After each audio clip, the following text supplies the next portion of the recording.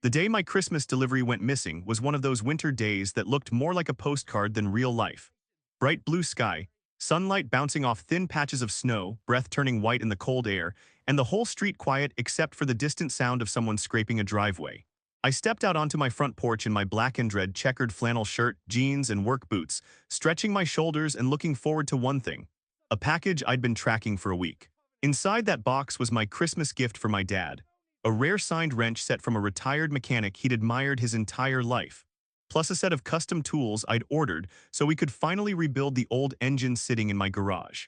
The tracking app showed delivered porch at 11:03 a.m. It was 11:07. My porch was empty. I frowned, glanced around my front steps, even checked behind the potted plant. Nothing. No box, no loose tape. No sorry we missed you note, just a clean, bright, undisturbed porch. I scratched my jaw, the cold air biting at my fingers. That's weird, I muttered. I was still standing there, phone in hand, when the familiar sound of heavy, angry footsteps came from across the street. I closed my eyes for half a second. Here we go. When I opened them, he was already halfway down his driveway. Carl Hemsworth, the Homeowner Association president and self-appointed sheriff of Lawn Height, garbage can placement, and anything that vaguely resembled joy. 50 years old, easily pushing 280 pounds, massive belly stretching his bright pink dress shirt to its limit. The shirt was tucked into black dress pants so tight they creased at odd angles, and despite the cold, he was sweating. Real, visible sweat. It ran down his temples and glistened on his round, red face as he stomped through the thin snow dusting the sidewalk. "Jason," he shouted, voice booming through the clear winter air. "We need to talk about your front porch." I took a slow breath, exhaled a cloud of white. "What now, Carl?" I asked. He marched right up onto the sidewalk in front of my house, belly leading the charge, pink shirt blotched with darker sweat patches even in the bright chill. "You had an unattended package," he screamed, jabbing a thick finger toward my porch. "A suspicious, unclaimed, potentially dangerous package." I looked at the empty steps. "You mean the one that isn't here?" His face tightened, cheeks puffing. "It was there, I saw it, a big ugly box cluttering your front entryway, completely unacceptable." "When?" I asked. "10 minutes ago," he shouted. And as responsible association president, I took action. A cold feeling crept into my chest, but I kept my voice level. "What do you mean took action?" Carl puffed out his chest like a bright pink pigeon. "I removed it," he yelled proudly, "for community safety." What? I stared at him. "You removed my package."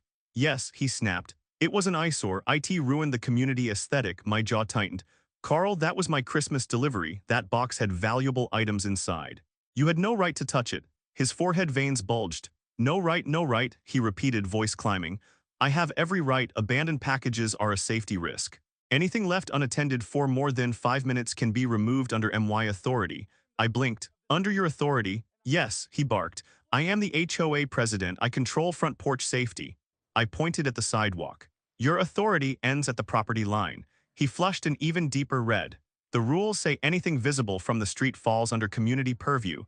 "The rules don't say you can steal deliveries," I said. He slammed a folded sheet of paper into my chest. "This is your violation notice," he screamed.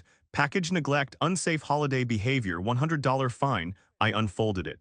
He had written holiday package violation in huge, shaky letters, followed by abandoned box removed by President for safety. There was no space for my side of the story, no reference to any real bylaw. Just his signature at the bottom, enormous and underlined 5 times. I looked up at him.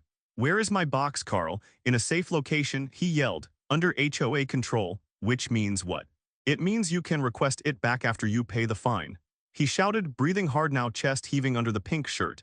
"And after the board DECIDES if ITS even ALLOWED." I stared at him. "Carl, that's theft." "It is not theft," he screamed, sweat running down his cheeks in clear rivulets. "It is enforcement." 2 houses down, my neighbor Ron stepped out onto his porch, coffee in hand, watching the scene with a guarded expression. Another man across the street paused mid-shovel, leaning on his snow shovel as he observed. Carl ignored them. His whole world had shrunk to me, the porch, and the imaginary power he clung to like a life raft. "You can't just let packages sit out," he continued. "They make the community look messy, and it attracts thieves." I raised an eyebrow. "You mean like the kind of thief who takes a package that doesn't belong to him?" His face twisted. "I am not a thief," he roared. "I am the protector of order." I folded the violation notice slowly, keeping my eyes on his. "You took property that isn't yours, Carl. You moved it without permission. You're holding it hostage until I pay you." "ITS not a hostage situation," he yelled, voice cracking. "ITS a compliance opportunity." I was done, not yelling, not shaking, not planning to throw a punch. Just done. Calm, cold, and very clear. Carl, I said, I'm giving you a chance to fix this. Bring my package back, cancel this fake violation, and we pretend this didn't happen. He snorted, wiping sweat from his forehead with the back of his hand. You don't get to give me chances, he shouted. I give CHANCES, this is your final warning. Final warning for what? I asked. For your attitude, he screamed. For your disregard of holiday order. If you don't pay that fine, I will add daily penalties. You wrote this yourself, I said, holding up the paper. You didn't even use the standard form. I am updating the FORMS, he barked. This community has gone soft. Packages everywhere, lights everywhere, chaos. Ron walked a few steps closer. Carl, he called out, it was just a box on his porch, you can't keep people's stuff. Carl whipped his head toward him. Stay out of this, Ron. This concern you, kind of does, Ron replied. We all get deliveries. Not while I'm president, Carl shouted. I will not allow porch clutter. That's not how this works, I said. You're not the postal service. You're not the police, you're a guy in a pink shirt who took my Christmas gift. His face went almost purple. For a second, I thought he might actually lunge at me. Instead, he jabbed his finger toward my chest, so close it almost poked my flannel. You want it back, he snarled. Come to the board meeting tomorrow, pay your fine, accept your consequences. Only then will we discuss your package. With that, he turned and stomped back across the street, breath coming heavy, sweat still pouring despite the cold. When he disappeared inside his house, the quiet returned. Ron walked over, his boots crunching in the snow. He really took it, he asked. Yeah, I said, looking at the empty space where the box should have been. And he thinks I'm going to pay him to get it back. Ron shook his head, he's lost it. Yeah, I replied, a slow, cold smile forming, but I'm not worried. Why not? Ron asked. I glanced at the tiny black device mounted next to my doorbell, the one Carl had looked right past while he was shouting. The one with the blue LED ring that had been glowing the entire time. The one that had a clear, uninterrupted view of my porch, my steps, and Carl dragging my package away under a blue winter sky. Because, I said, I installed a new doorbell camera last month. Ron looked at it, then at me, then he grinned. Please tell me it was recording. Oh, I said, pulling out my phone and opening the app, it recorded everything.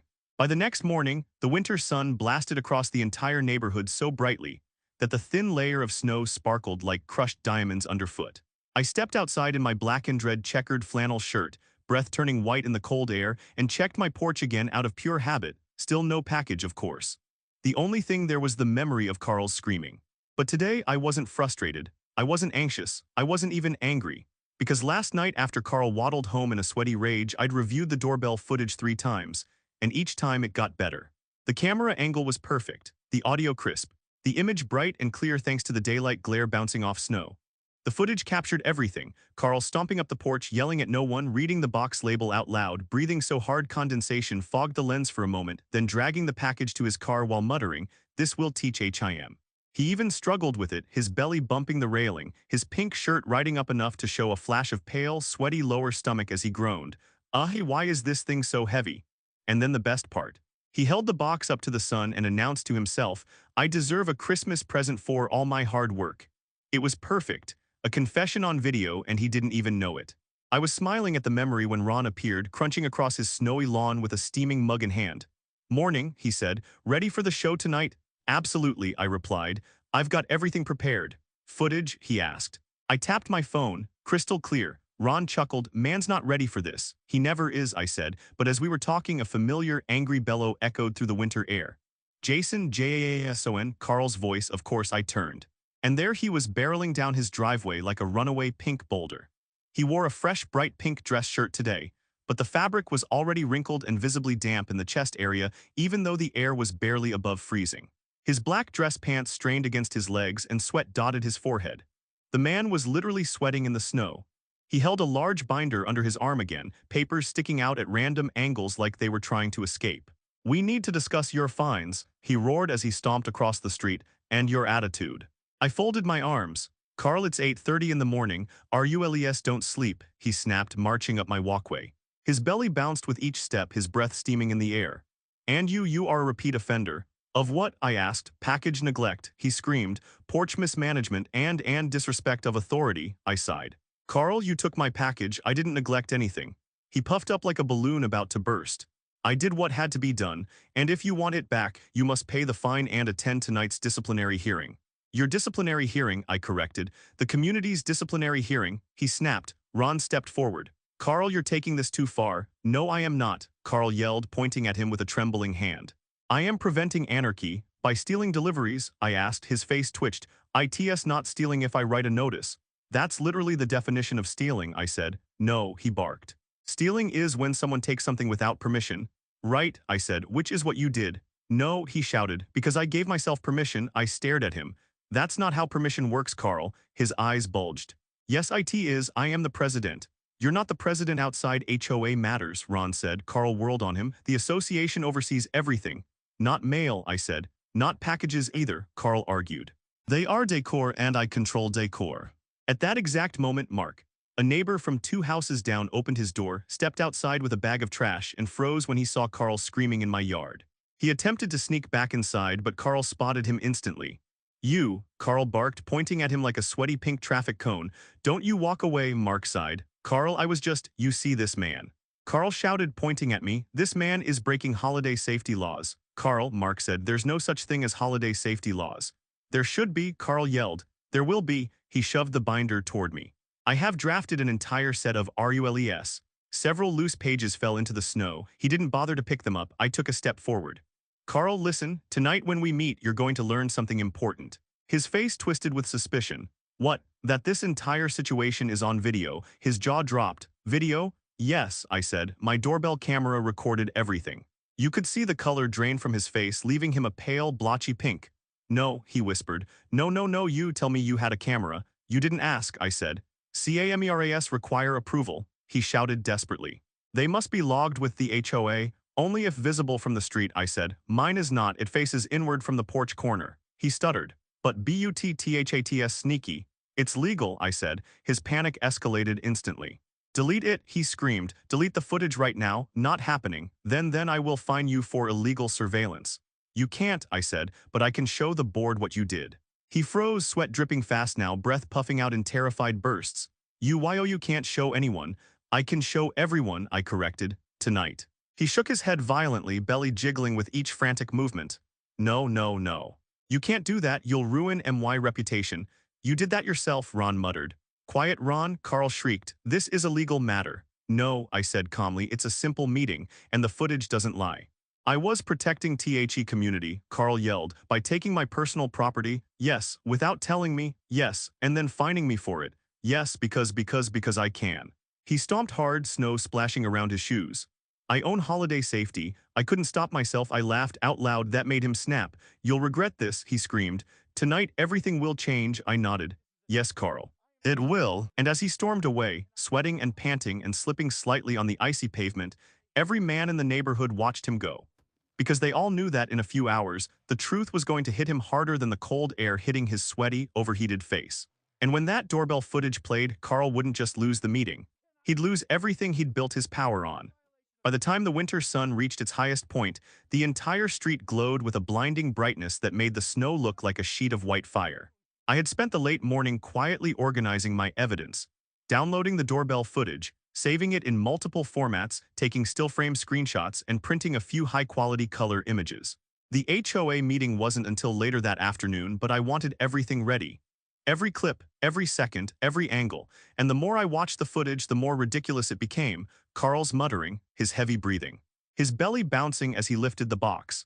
His dramatic announcement, "This will teach HIM," said directly to my porch railing as if the railing were the villain of the story. The absurdity would have been funny if it weren't so infuriating. By the time I finished my preparations, I was actually excited. Not nervous. Excited. Because Carl's downfall was about to be the most public, daylight-lit cinematic collapse an HOA president had ever suffered. I zipped up my coat and stepped outside into the cold afternoon air, my boots crunching through the snow. The sky was still perfectly clear, and the sunlight reflected so brightly off the white ground that it made Carl visible from across the entire neighborhood. He wasn't inside preparing for the meeting. He wasn't even pretending to be calm. No, Carl was storming from house to house, waving a stack of papers and yelling at anyone who answered his knocks. His bright pink dress shirt, today already on its second sweat soak, was stretched tight over his huge belly. Sweat poured down the sides of his red, furious face in thick droplets, instantly melting the snowflakes that fell onto him. His black dress pants clung awkwardly, wrinkled from constant stomping. I watched him from my driveway as he marched up to Harold's house, pounding on the door like he was collecting debts on Christmas Eve. Open up, he shouted. Important HOA business, open the door. Harold, a tall guy in his 50s, cracked the door just enough to peek out. Carl, he said cautiously. What now? Carl stuffed a paper through the crack. Sign this. What is it? A petition to ban doorbell cameras. He yelled, red-faced. I blinked. Even for Carl, that was next-level stupidity. Harold shook his head. No, he shut the door. Carl let out a sound somewhere between a gasp and a screech, stomping away and kicking a pile of snow like it had personally insulted him. Then he spotted Mark, one of the neighbors who'd seen yesterday's meltdown, walking down the sidewalk holding mail. You, Carl bellowed, charging toward him like an angry pink buffalo. Sign this petition or face a fine. Mark stepped aside calmly, not signing anything. You must, Carl said. CAMERAS are a threat to community privacy. You weren't worried about privacy when you took Jason's package, Mark said. Carl froze. That was different. How? Mark asked. Carl sputtered, sweat running down his forehead in the freezing air.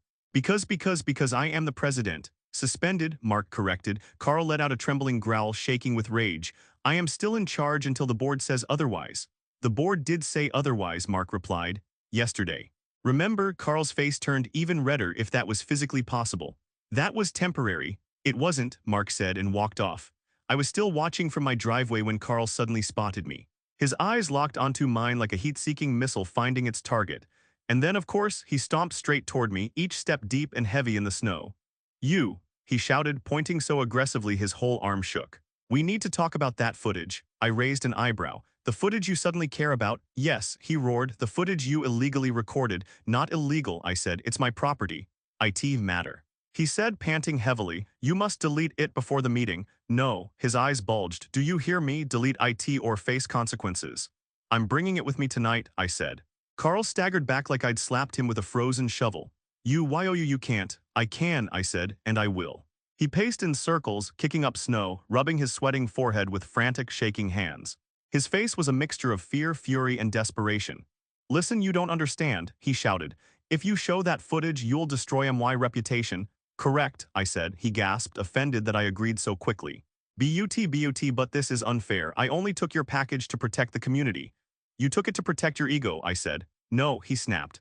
I took it because he searched for a reason, eyes darting around, sweat dripping off his chin and melting tiny holes in the snow. Then he jabbed a finger toward me. Because you have been defying me since you moved here. Carl, I said, I've literally done nothing to you. Exactly, he screamed. You ignore my authority, you act like I don't matter. Because you don't, I replied. Ron walked out of his garage at that exact moment, laughing hard enough that he had to brace himself against the wall. Carl whirled on him. Stop laughing, he shouted. This is a crisis. Ron wiped tears. The HOA meeting was scheduled for 3:00 p.m. and by 2:45 the winter sunlight was still blazing through the windows of the community clubhouse, turning the piles of snow outside into glowing white mirrors. The inside of the building was warm, almost too warm, the kind of heat that fogged your glasses the second you stepped inside. Men from all over the neighborhood filled the room, jackets dusted with snow, boots dripping melted slush, cold breath still fading from their lips. Conversations buzzed quietly as everyone waited for the inevitable explosion. I walked in wearing my black and red checkered flannel shirt, holding my laptop, printed screenshots, and the USB drive with the footage. Ron and Mark flanked me, each giving a supportive nod as we took seats near the front. But even before I could sit down, the doors swung open so violently that the metal hinges screeched. And there he was, Carl Hemsworth. He stood in the doorway like a sweaty pink snowman melting under indoor heating. His bright pink dress shirt was more drenched than ever before, dark sweat patches covering half his torso. His black dress pants were creased and stretched as though he'd pulled them on in a panic. His hair stuck to his forehead, steam rising from his overheated face as he dragged an enormous rolling suitcase behind him. Not a normal suitcase, one of those oversized models people take on 3-week cruises. And taped to the front with neon green duct tape was a handwritten label, Evidence Against Jason, for the board only. The entire room stared. The entire room went silent. Then Carl slammed the suitcase against the nearest table, breathing so hard that each exhale sounded like a collapsing air mattress. The meeting will now begin, he roared, pacing in front of the men gathered. His stomach bounced with every step. President Carl HEMSWRTH, suspended, Samuel interrupted calmly from the board table. Carl lifted a shaking finger.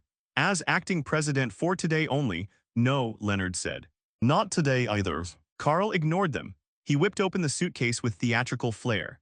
Papers erupted upward like a blizzard of bad decisions, floating under the fluorescent lights before scattering across the floor. Several neighbors jumped out of the way. Carl didn't notice.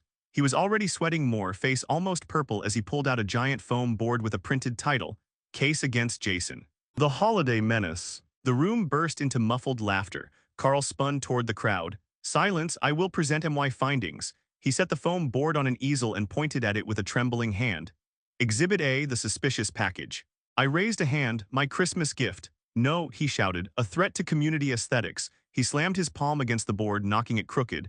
Left on the porch FOR 4AT least 6 minutes. Illegal. Ron called out from behind me. Yes, Carl thundered, a violation of holiday cleanliness rules. Those don't exist, Leonard said, flipping through the actual HOA binder. They should, Carl yelled. He yanked out another foam board. This one had a dramatic photo of my porch printed on it, except he doodled a giant red circle around the empty spot where the box had been. Under it, in thick marker, he'd written, clutter. He pointed at it triumphantly. Look at this menace, a box, an ugly box desecrating our peaceful snowscape. Mark raised his hand. Carl, it was a cardboard box. Cardboard can be a weapon, Carl screamed. Half the room choked on laughter. Carl wiped his forehead, which only made the sweat smear across his skin like melted ice cream. Now Exhibit B. He dug into the suitcase again, pulling out a stack of papers at least 4 inches thick. The official holiday order restoration ACT. Samuel, Leonard, and Greg all groaned at once. Carl, Greg said, we told you yesterday that you cannot invent new HOA legislation. I can if it's for the good of the community. Carl shouted, and this ACT bans all doorbell CAMERAS. The room erupted, some laughed, some gasped. One man whispered, he's lost his mind. Carl slammed the papers onto the table so hard they slid onto the floor. Cameras create distrust, cameras create paranoia, CAMERAS. Recorded you stealing a package, Ron said loudly. Carl snapped toward him. No they, I stood up slowly. Yes, I said, they did. Every head turned toward me. Carl froze mid-breath, mouth still open, eyes wide. What? He asked. I walked to the front of the room, my boots tapping on the tile floor, the beam of sunlight from the window lighting my flannel shirt like a spotlight. I placed my laptop on the table, connected it to the projector, and pulled up the doorbell footage. A large still frame appeared on the screen, Carl on my porch, sweaty, out of breath, gripping my package with both hands. The room fell dead silent. No, Carl screamed, lunging toward the projector. You can't show THAT. Sit down, Samuel said firmly. Carl ignored him, reaching for the power cord, but Greg caught him by the arm. Carl, if you touch anything again, you're leaving. Carl sputtered. I am your president. Not anymore, Leonard reminded him. Sit. Carl collapsed into a folding chair, breathing loudly, sweat pouring down his face like melted snow. I clicked play. The footage began, crystal clear, bright daylight, snow reflecting off my porch, Carl stomping up the steps. His voice boomed from the speakers, disgusting, a disgraceful package, I'll deal with this. The room erupted in laughter. Carl covered his ears. More footage, Carl bending, grunting, nearly dropping the box. Then the infamous line, this will teach HIM. Several neighbors wiped tears from their eyes. Even the board members laughed. The final shot. Carl stuffing the box into his car, slamming the trunk and yelling at my mailbox. You're next. When the clip ended, I paused the screen. The room went silent for a full 5 seconds. Then Samuel said, Carl, this is theft on video. What? Carl jumped up, flailing. No, I was doing community service. Mark called out by stealing a Christmas present. It a gift, and Carl argued it was a threat. Ron raised an eyebrow to who your ego. What? Laughter exploded through the room again. Carl, panicking, wiped sweat from his neck, only making himself look worse. I demand this footage be destroyed. Denied, Greg said. This footage is being added to your misconduct file. What? No, Carl screamed, stomping in place like a furious toddler. But the meeting wasn't done. Samuel cleared his throat. Based on this evidence and previous behavior, the board will now vote on Carl's removal from the HOA entirely. What? Carl froze like the snow outside had just encased him in ice. You can't remove me, he yelled. I am the HOA, I am the holiday protector. But no one was listening. Hands went up one by one, every man voted yes. Unanimous, Carl's face collapsed. His whole sweaty, red features sagged like a melting snowman in full sun. The winter light hit him perfectly as he whispered, my power. And just like that, it was gone. The winter sun was already leaning toward the horizon when the meeting ended. But it still blasted the neighborhood with enough bright golden light to make every patch of snow glow like it had its own power source. Men filed out of the clubhouse in stunned silence, some shaking their heads, some laughing under their breaths, and some still replaying the footage in their minds. The board stayed behind to finalize the paperwork, removing Carl from the HOA entirely, and I stood outside on the sidewalk with Ron and Mark, watching the scene unfold through the frosty windows. Inside, Carl was pacing in frantic circles, pink shirt sticking to his massive belly, sweat dripping down his face even though the room wasn't even warm anymore. Every time one of the board members tried to hand him a document, he swatted the air like a man fighting invisible bees. After 5 minutes of desperate flailing and yelling, Samuel finally stood and pointed to the door. Carl was expelled physically and officially. He stumbled outside into the cold, eyes wide, face red, breath steaming. "You can't do this." He screamed at no one and everyone at once. "I am the holiday protocol." "Not anymore," Leonard said calmly as he locked the clubhouse door behind him. The sound of the lock clicking might as well have been a coffin closing. Carl spun toward me, sweat dripping down his chin onto the snow, instantly melting tiny holes. "You ruined me," he shrieked. You destroyed everything. You destroyed yourself," I said. He jabbed a trembling finger toward my chest. "You think you've won? You think this is over?" I tilted my head. "Didn't you lose your position, your authority, and your credibility in one afternoon?" He froze, his lower lip quivered. Then he screamed, a high-pitched panic sound that echoed across the entire bright neighborhood. He stomped across the snowy street, slipping once, nearly falling, then catching himself on a mailbox he had fined someone for repainting last year.